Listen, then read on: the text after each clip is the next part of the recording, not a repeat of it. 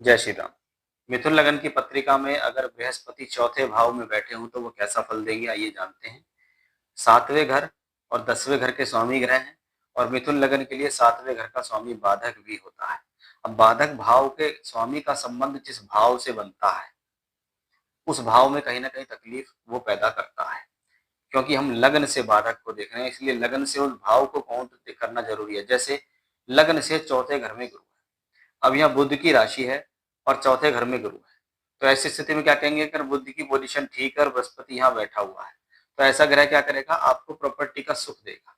लेकिन वो प्रॉपर्टी का सुख कैसा होगा कि हम जिस परिवार में पैदा हुए उस परिवार के मकान में हम रह रहे हैं,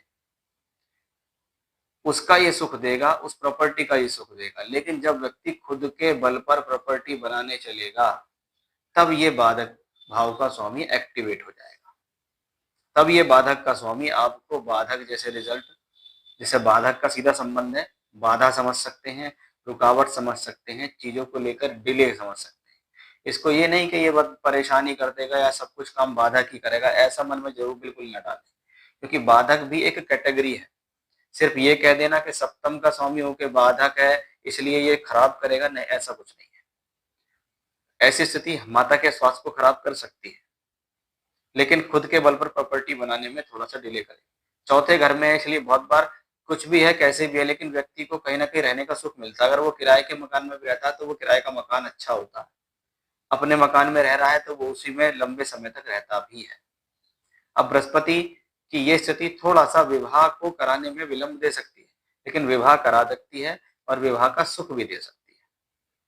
अब बृहस्पति दशमेश होकर दशम भाव को देख रहे हैं, तो पहली बात कि दशम का स्वामी चौथे घर में बैठा हुआ है, इसलिए आपका जो कार्य क्षेत्र है वो या नौकरी या जो व्यापार है वो किसी ना किसी रूप से बाहर से जुड़ सकता है, क्योंकि बृहस्पति चौथे घर से बैठकर 12वें घर को देखते हैं। इसलिए टूर, ट्रेवलिंग, यात्रा, एक्सपोर्ट इम्पोर्ट, बाहर से जुड़ना, विदेश से जुड़ना, ऐसी चीजों से जुड़कर भी ऐसे लोग काम करते हैं, क्योंकि 8वें घर पर भी उसकी दृष्टि है, तो 4, 8, 12 से संबंध बना रहा है बृहस्पति।